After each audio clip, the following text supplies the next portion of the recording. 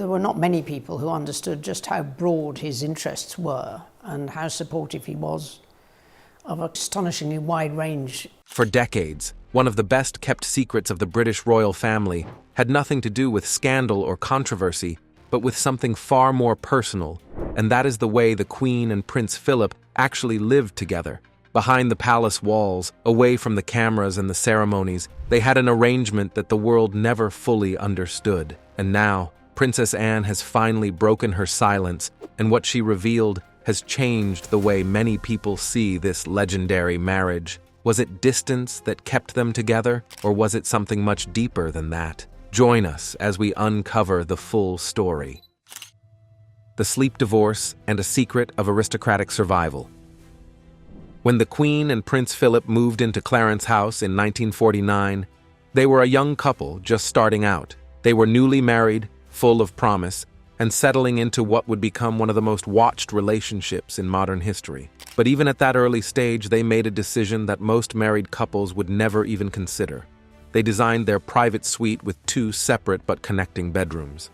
Not one shared room like most couples, but 2 individual spaces with a door in between that allowed them to move freely between each other's worlds whenever they chose. And that single architectural detail quietly defined the rhythm of their entire marriage for decades to come. Now, here is the most interesting part. This was never about a lack of love or affection between them. It was actually described by those closest to them as a luxury, a deliberate choice that gave them something most couples never have, and that is the freedom to choose. They could be together when they wanted to be, and sleep undisturbed when they needed to be. That connecting door became a symbol of something deeper than romance. It represented a kind of mutual respect that allowed 2 very different and very strong-willed people to share a life without losing themselves in the process.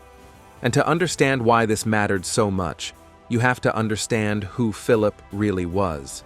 He was not simply a husband who walked behind the Queen at public events.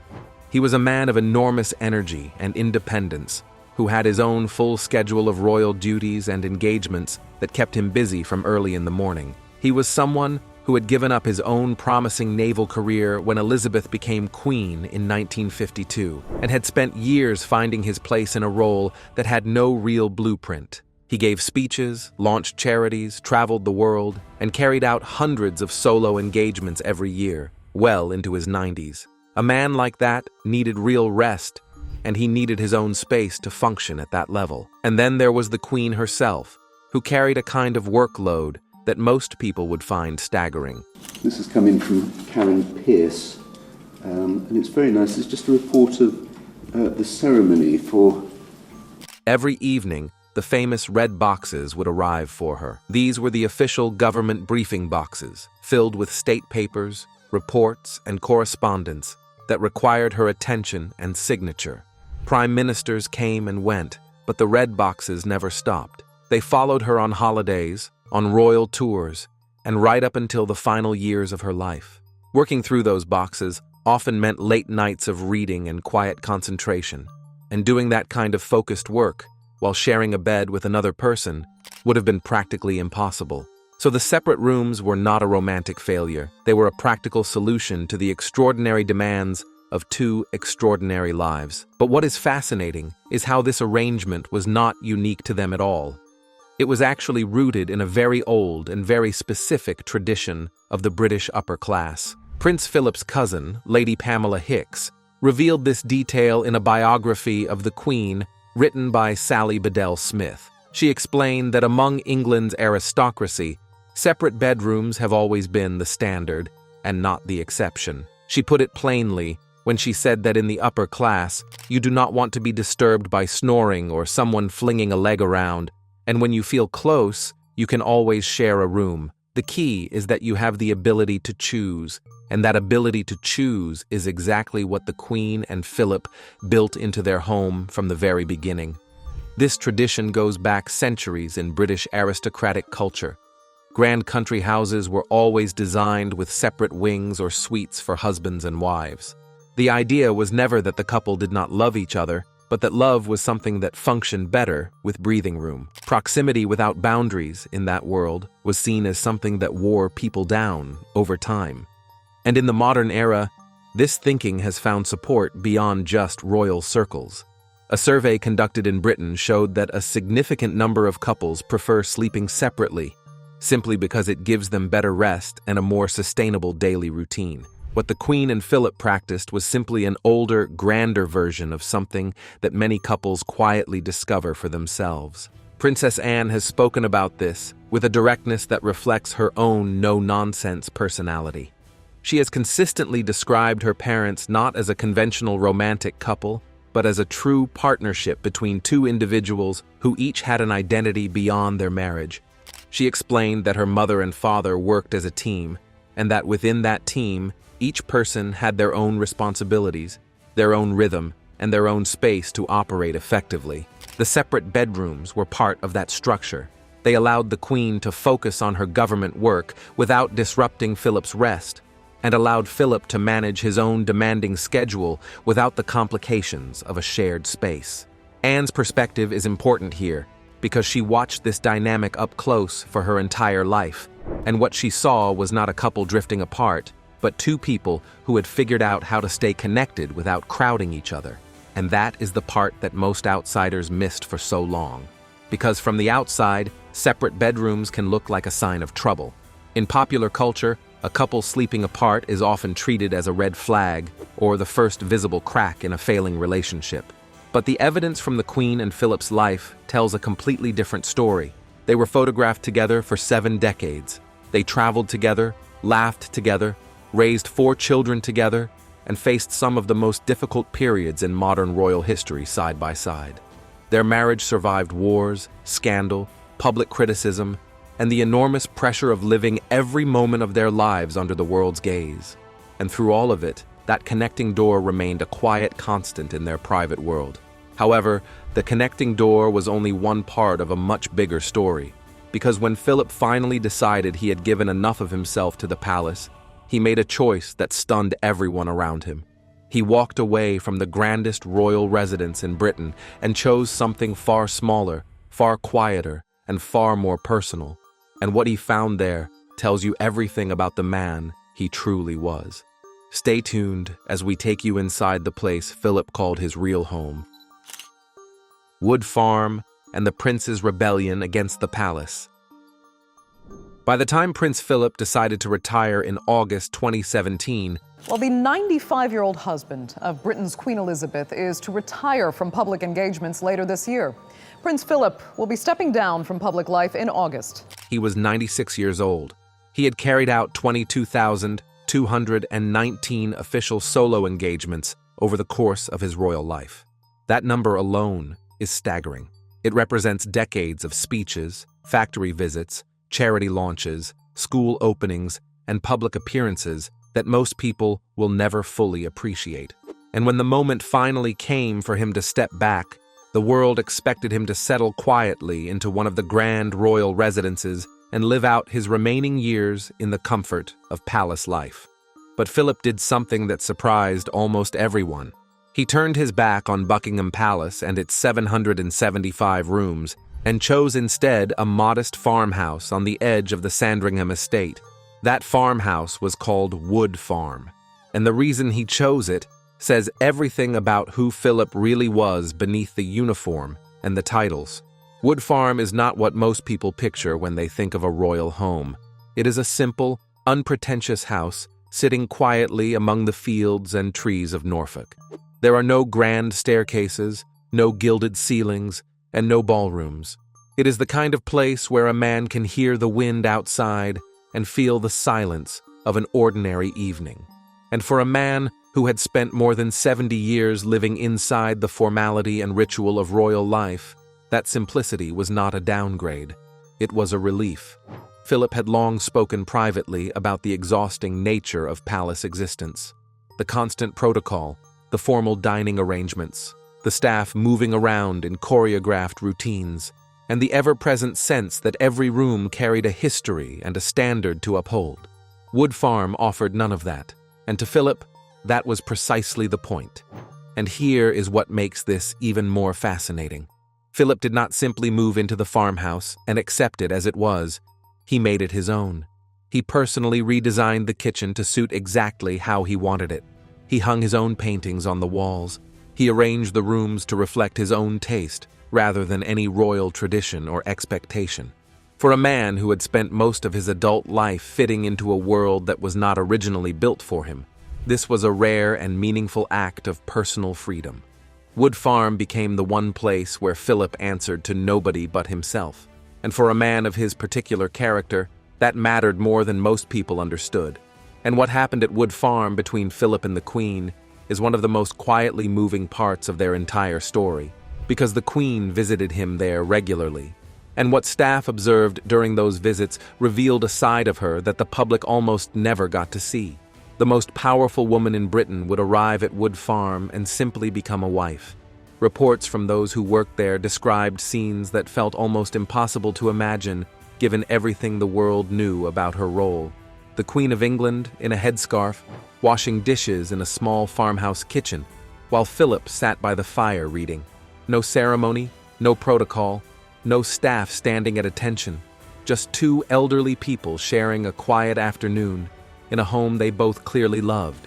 That image captures something that no official portrait or state occasion ever could. It shows what their relationship actually looked like when the cameras and the crowds were gone. The Queen herself was known to find genuine pleasure in those visits. Being at Wood Farm meant she could set aside the weight of the red boxes for a few hours and simply exist without the machinery of monarchy running around her. She could cook a simple meal. She could sit in a room that felt lived in rather than preserved. Those who knew her well said that Wood Farm gave her something that almost no other place in her life could offer, and that was the feeling of being a normal person. And the fact that Philip had created that environment was not lost on her. It was one of the many unspoken gifts he gave her over the course of their marriage. But Philip's days at Wood Farm were anything but idle. He had spent a lifetime in motion, and retirement did not change that instinct in him. One of the most remarkable things he took on during those final years was farming truffles on the Sandringham estate. Truffles are notoriously difficult to grow and require a very specific combination of soil conditions, tree roots, and patience. Philip managed to grow them successfully, becoming the first person to cultivate truffles on the estate. It was exactly the kind of practical, focused challenge that suited his personality. He was never someone who enjoyed sitting still. He had always been drawn to things that required skill and concentration, and truffle farming gave him both. But the activity that brought him the most joy during those years was carriage driving. Philip had been passionate about horse-drawn carriage driving for decades, and had even competed at an international level during his earlier years. At Wood Farm, with its access to quiet woodland paths and open fields, he would take the reins himself and drive through the Sandringham grounds, often completely alone. Those solitary drives through the Norfolk countryside represented something deeply important to him. They were moments of total freedom where he could move through the world on his own terms, at his own pace, with nobody watching and nobody waiting for anything from him. That image of Philip alone in his carriage, moving through the woods with no audience and no obligation, is perhaps the most honest portrait of who he was. He was a man who had given an enormous amount of himself to an institution and to a country. He had done it with discipline and with commitment, but he had always kept a part of himself private, a part that belonged only to him.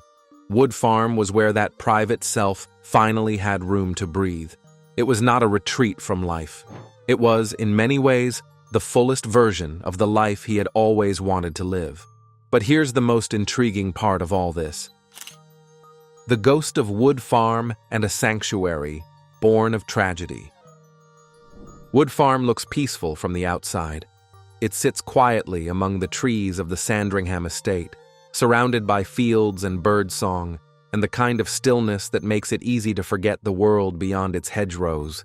But if you know the full history of that house, the silence starts to feel different.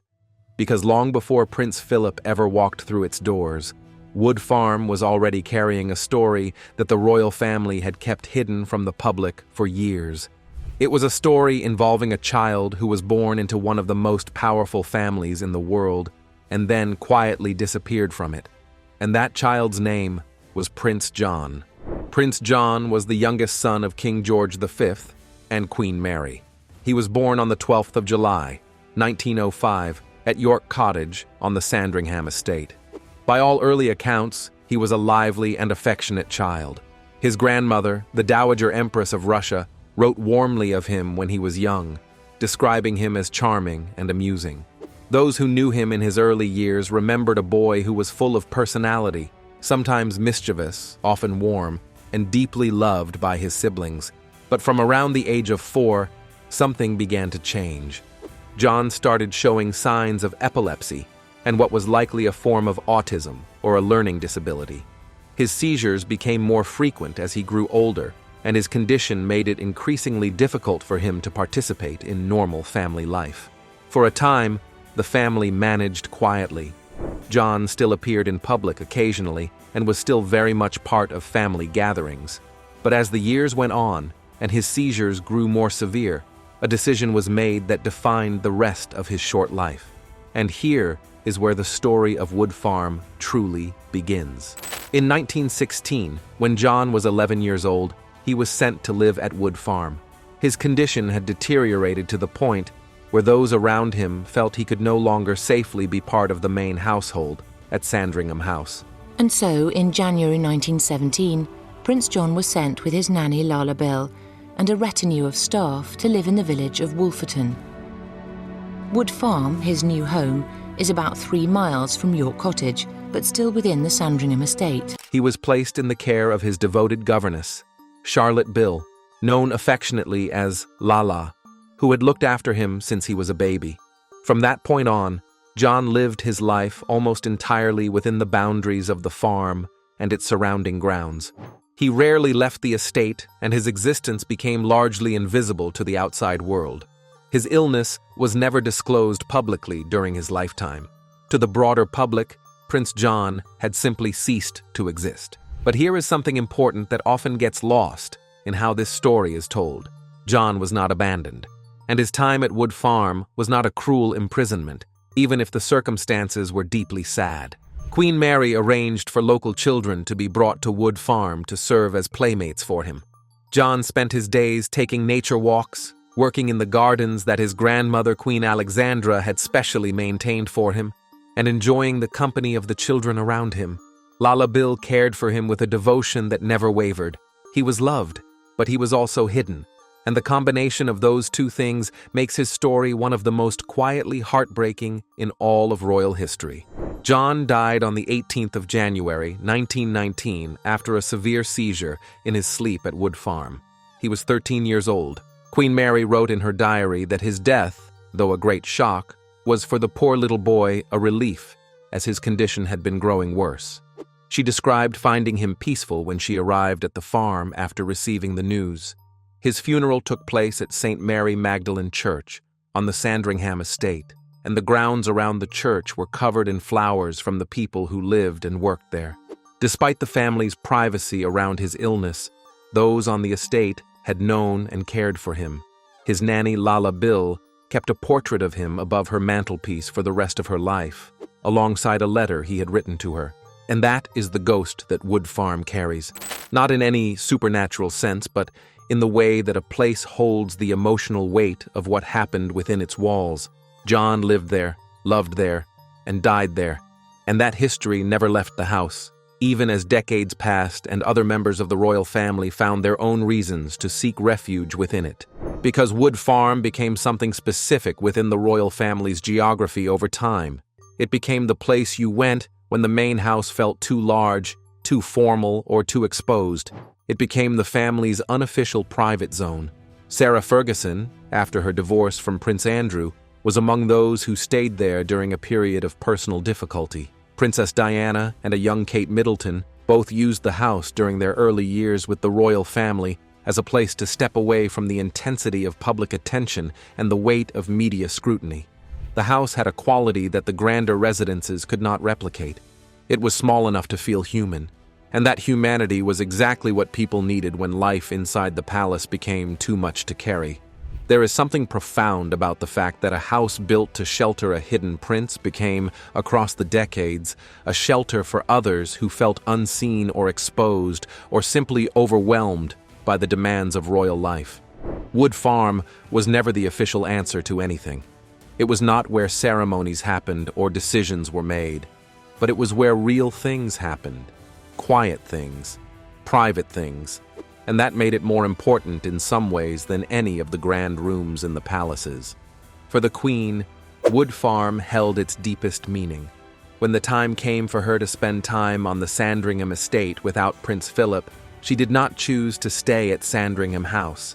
The big house, with all its rooms and its history and its formal arrangements, did not call to her in the way it once had. Instead, she stayed at Wood Farm. She stayed in the small house where Philip had lived out his final years, where he had cooked his own meals and driven his carriages and grown his truffles and sat quietly by the fire. She stayed there to be near what remained of him, near his peace, near the version of him that had existed beyond the public role and the official duties. And in doing so, she showed the world, quietly and without any announcement, just how much that house meant to her and just how much he had meant to her within it. Wood Farm had always been a place where the royal family came to find peace in their most private moments, but nothing could have prepared anyone for what happened when the entire world shut down and forced the Queen and Philip together in a way that nobody had planned for. And what unfolded in those final months between them is perhaps the most quietly beautiful part of their entire story. The final reunion. In March 2020, the COVID-19 pandemic arrived in the United Kingdom with a force that shut the country down almost overnight. For the royal household, the decision was made quickly. The Queen would move to Windsor Castle and Philip would be brought from Wood Farm. For the first time in years, they were living under the same roof every single day. The arrangement had a name. Staff called it HMS Bubble. It was the name given by Vice Admiral Sir Tony Johnstone Burt to the group of around 22 royal staff members who gave up their own personal lives to isolate at Windsor and keep the couple protected. And by all accounts, the Queen and Philip found the nickname quite amusing. It suited what their life had become perfectly: a sealed world, a bubble, and just the two of them, surrounded by a small, loyal crew, moving through the strangest period any of them had ever lived through. For the first time in a long time, they ate every meal together. They shared mornings, afternoons, and evenings in a way that their usual separate schedules had never allowed. There were no solo engagements pulling Philip away, and no state duties pulling the Queen across the country. It was an enforced togetherness, and by all accounts, it was something they both genuinely cherished. Those close to the couple observed something gentle and meaningful happening between them. Two people who had built their entire life together on the luxury of independence were now simply choosing every single day to be with each other, not because the structure demanded it, but because the world had narrowed down to just the two of them, and they were content in that smallness. They spent months together in HMS Bubble before heading to Balmoral for summer, and then returning to Windsor for the second lockdown that autumn. They celebrated their 73rd wedding anniversary together at Windsor in November 2020. Buckingham Palace released a photograph of them that day, sitting together and looking at a handmade card from their great-grandchildren. It was a simple and deeply human image, two elderly people sharing a quiet anniversary.